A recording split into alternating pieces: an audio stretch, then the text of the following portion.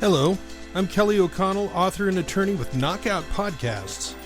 I crave edgy disagreements on progressive politics, ancient feuds, social unrest, modern art, and claims of the advancing apocalypse. Thanks for listening in.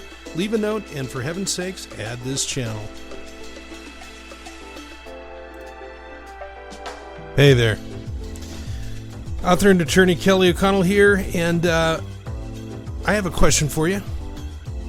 Do you think it's possible that ancient concubines could be making a comeback in modern America? Well, we're going to talk about that and some other issues in this podcast called Modern Concubines. Now, in human history, we once had multiple wives and multiple gods. Over centuries, as humanity advanced, it came one man and one woman equaling a family. And modern Europe was built on this. And for centuries, it worked. People got along. There was not a lot of jealousy. There was not a lot of fighting. There was a lot of work.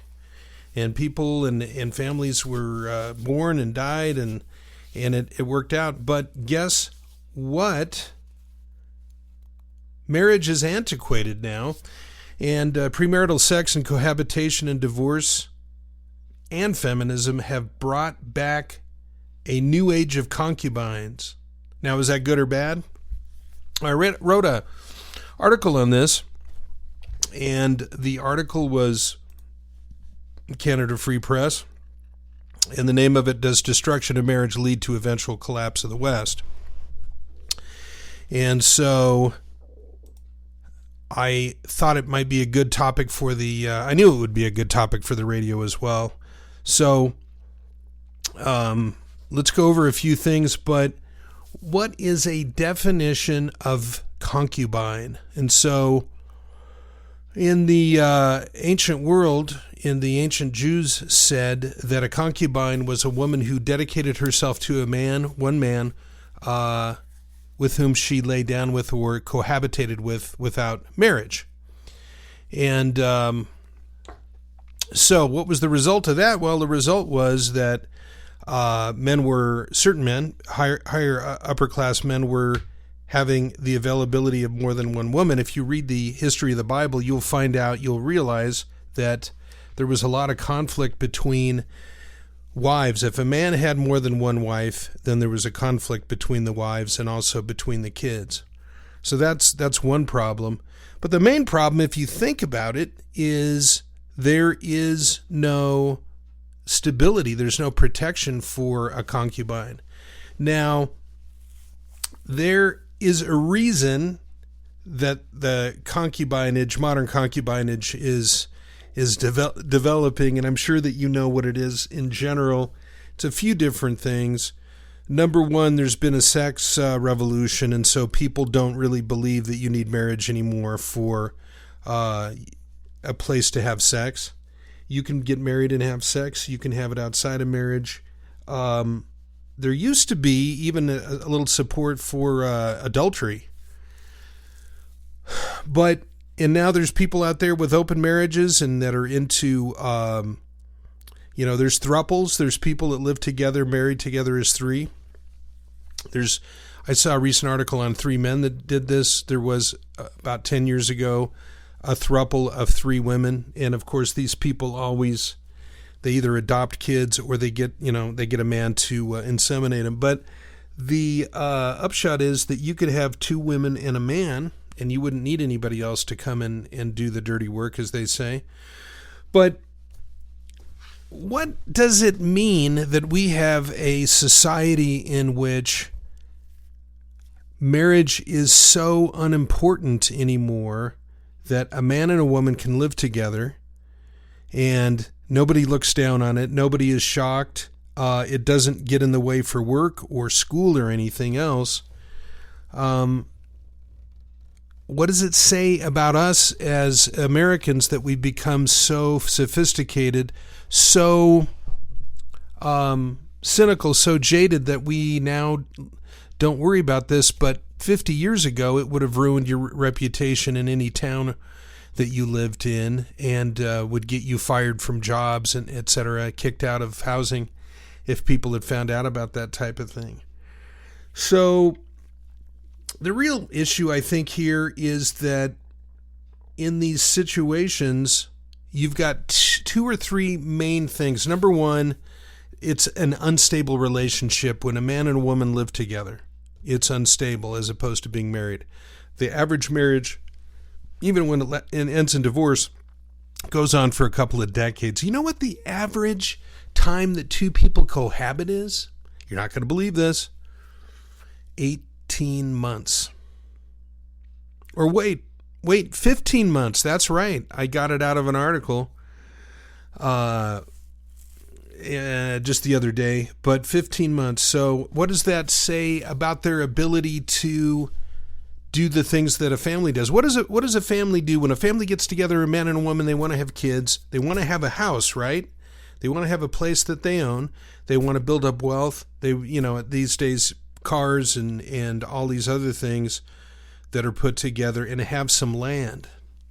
And how does that work out for a cohabitating couple? Well, whoever owns the house when the cohabitation started owns the house when the cohabitation ends, generally speaking. And so you're not putting wealth together, you're sharing everything, you're cutting costs, you're cutting prices down the center, and people are coming together to do that. So there's not as much trust, there's not as much sharing. It tends to be ultimately just sex, and that doesn't last, of course. Even the most beautiful people at some point lose the urge if there is not a deep enough commitment. And the second thing that I'm worried about, of course, is kids. These children are latchkey kids, really. They're kids that are born of a couple, but the couple is not married, and the couple breaks apart. Who do the kids stay with? Well, we everybody knows that. The kids stay with the mother, and so they're raised in single-parent households run by females. And you know what the number one cause of poverty in America is? It is single-family female households. That creates more poverty than anything else. So these kids also struggle. They struggle with a lot of different things, and I put it on a recent broadcast or podcast. 63% of youth suicides from fatherless homes, 5 times the average. 90% of homeless and runaway kids from fatherless homes, 32 times the average. 85% of children with behavior disorders, fatherless homes, 20 times the average. 80% of angry rapists from fatherless homes, 14 times average. 71% of high school dropouts, fatherless homes, 9 times the average. So it is a complete disaster. And we're talking about incarceration. We're talking about drugs. We're talking about early death. We're talking about having teenage moms who are not married. So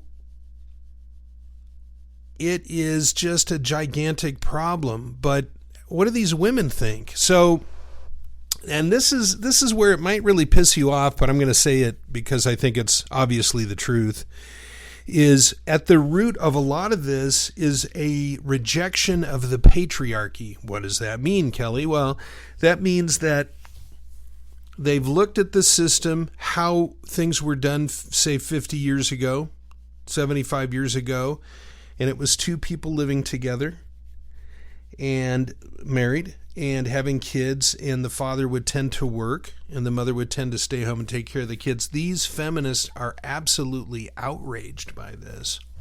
Absolutely outraged. And so they don't want that kind of life. So what they decide to do is to go out and get a career. And once they have a career, they're going to get their own house. They're going to get their own car. They're going to get their own stuff. And the upshot from that, the end result of that is loneliness. There's a lot of loneliness in America today.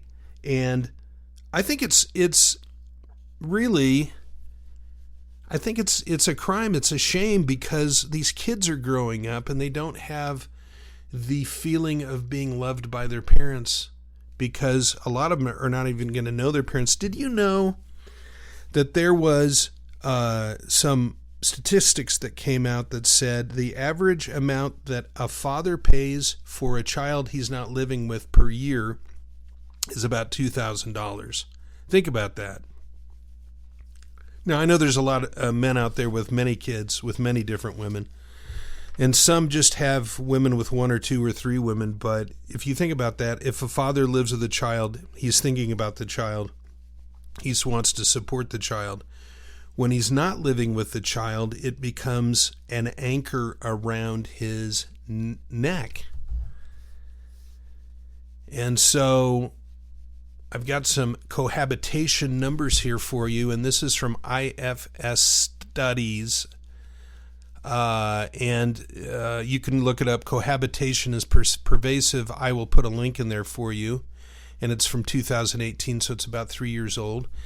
And the Center for Disease Control put out a report, and the demographics on cohabitation from a large representation is from U.S. adults age 18 to 44 between 2011 and 2015, and the report shows that 17% of women and 16% of men were cohabitating. Now, how you get the difference of that, maybe there's a few more women that are cohabitating with women. 45% of women and 43% of men were married. 38% of women and 41% of men were unmarried and not cohabitating. And so, what is the upshot of this? Well, I can tell you the downside of it is that people that live together are more likely to break up. They're more likely to, if they get married, more likely to divorce, believe it or not, even though the argument is people should live together so that they can get used to one another and give it a test drive. And they say that men tend to see it as a convenient way to get sex and some intimacy, some warmth, and that women tend to see cohabitation as a precursor to marriage. So it is a disappointment for a lot of people. Now, the people that get divorced the least are people who marry as virgins, by quite a bit. And the people that are happiest are the number of people, believe this, you're going to find this hard to believe, of course, the people that have had the fewest number of romantic partners are the happiest. So, and now you've got, and this is from this Pew Research I've got open here, higher levels of trust and satisfaction among married than cohabitating. The people that believe their partner will be faithful to them, 71% cohabitating, but 84% if married. The people who feel their partner will act in their best interest, 58% of cohabitators believe that, but 74% believe their partner will be in a marriage. Will always tell them the truth, 52% of cohabitators believe that, 68% of married. Be responsible with money, 40% of cohabitators believe that, and 56% of the married.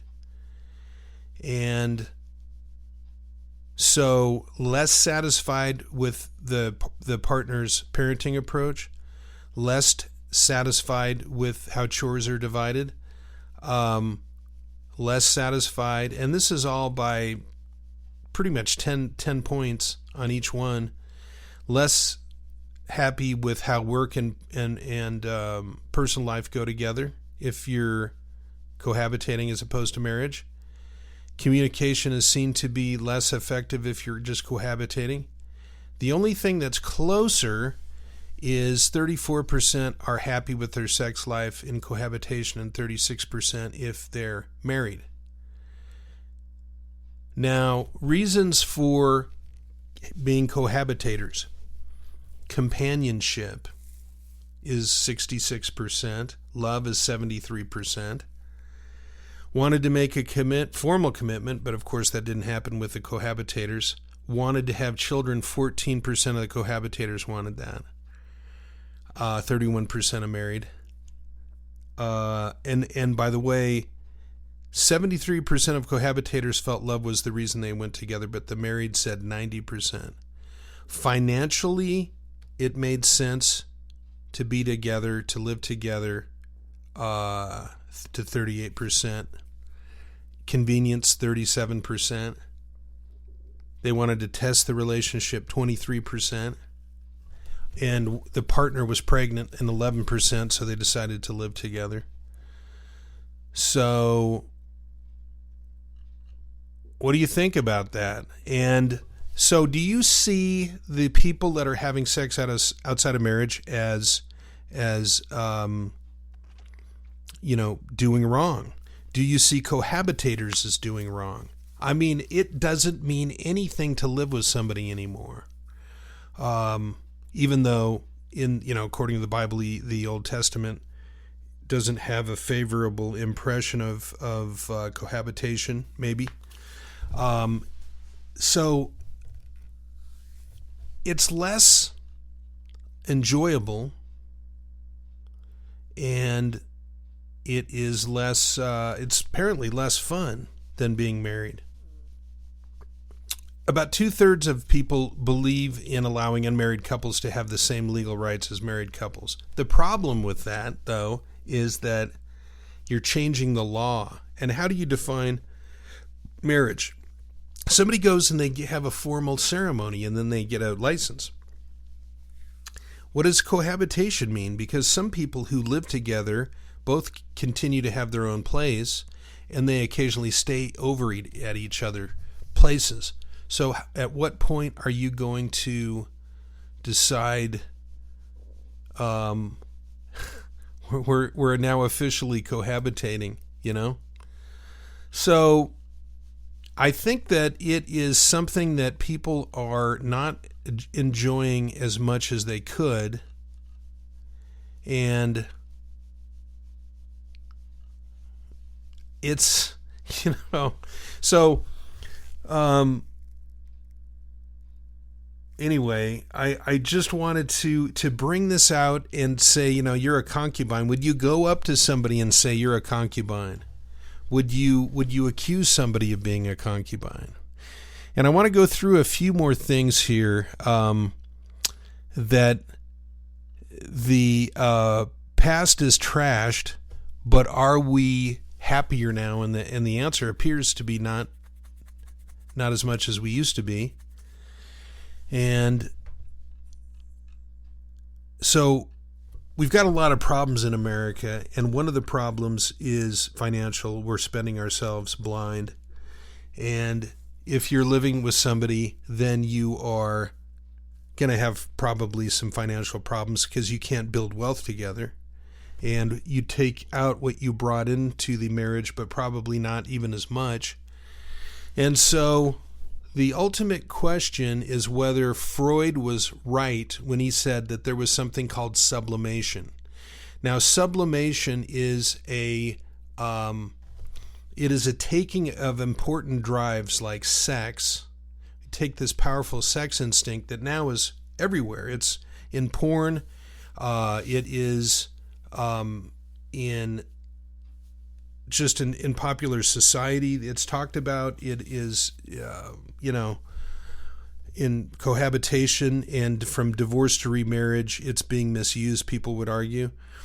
But the upshot here is that Freud said you bottle this up, and as you bury that strong urge inside of you, out comes energy to work, energy for ideas to conquer. And so the argument here would be this, that in the history of the West, when man and women were living in ancient Greece and ancient Rome, and even in ancient Israel, their focus was made more fixed and I'm talking about paganism versus actually Rome. Rome didn't have polygamy. Greece didn't really have polygamy, but you take this energy as the church is taking over Europe, and one man, one wife, and the sublimation of the sex drive taking over the wilderness and turning it into civilization,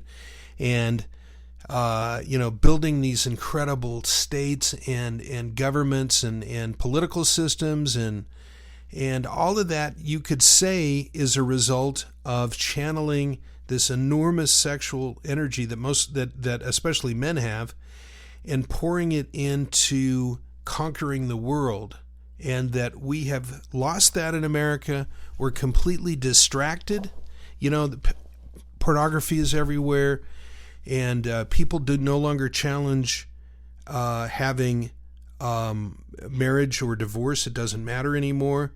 Living together doesn't matter. Well, the right, this statement that comes out of the marriage that says, till death do us part, in the marriage manual, that we would no longer, we would just laugh at, that comes from the Sarah Manual from Salisbury, England in the 11th century, and then when it was later used in the Book of Common Prayer for wedding rites. And so to be able to say, to get up there, and we will have and we will hold and we will serve each other, we will love each other. The woman is supposed to honor the man and to obey him, and the man is supposed to love the woman and cherish her like Christ loved the church. Very powerful ideas. Those are gone. Those ideas are gone. Now, our country seems to be falling apart right now, and we've lost so many things, but especially religion. And I want to ask you, how? Here's the question of the day. How can we avoid the tyranny that seems to be all around us right now? It seems like there's tyranny everywhere. The government wants to take over things. With COVID, they want to take over the economy. They want to tell you when you can work, how you can work. They want to pay people their wages so that when they are offered their old jobs back, they don't want to go back. So that's a statism, or a socializing of the economy.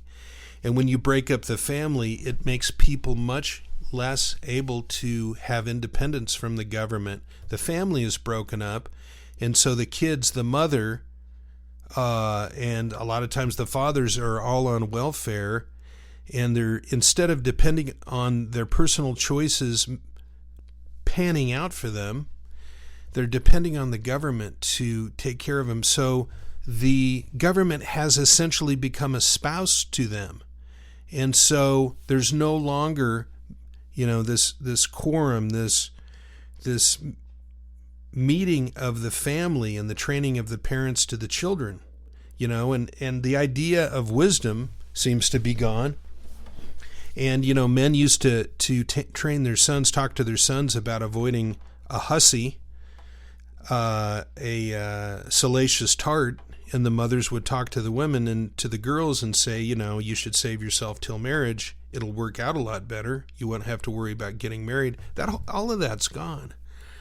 And it's really an attack against wisdom itself. So the family was a holder of wisdom. It treasured wisdom. It got it from previous generations, and it pushed it forward. And we don't even really, a lot of people don't even have families anymore to be able to hold this, take this wisdom in and treasure it and ponder it and then pass it on to the children, because the families are broken up. So it's terrible. Now, when Roman historian Tacitus said, a woman who's lost her chastity will stoop to anything, was he being sexist? Was he being a slut shamer?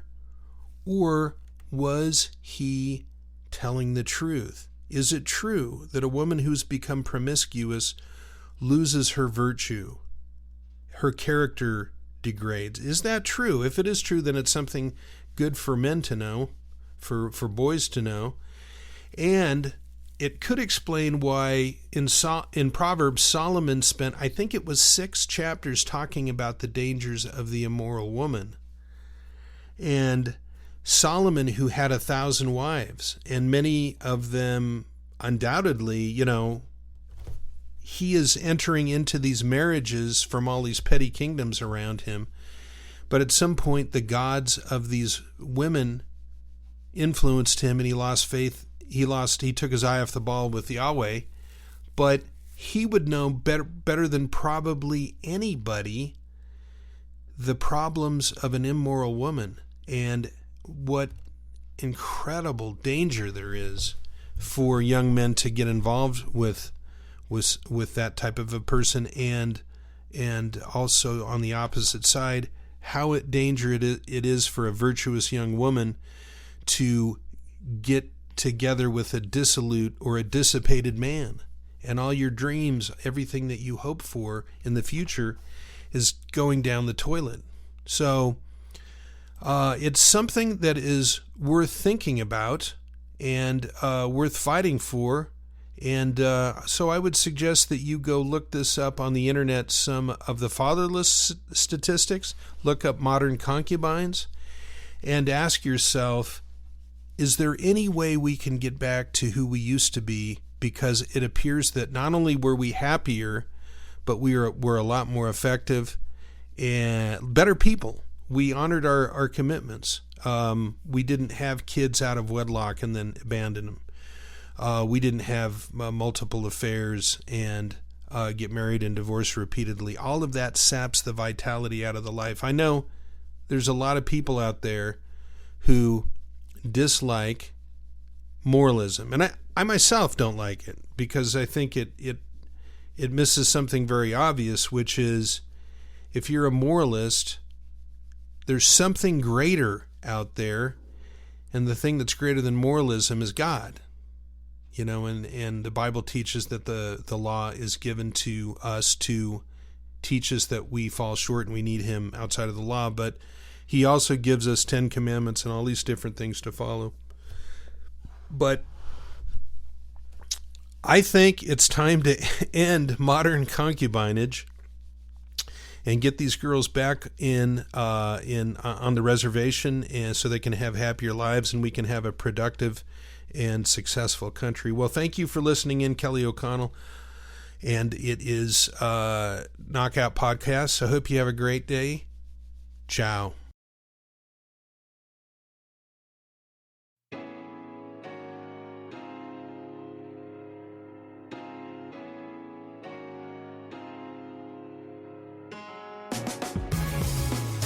Well, thanks for listening in.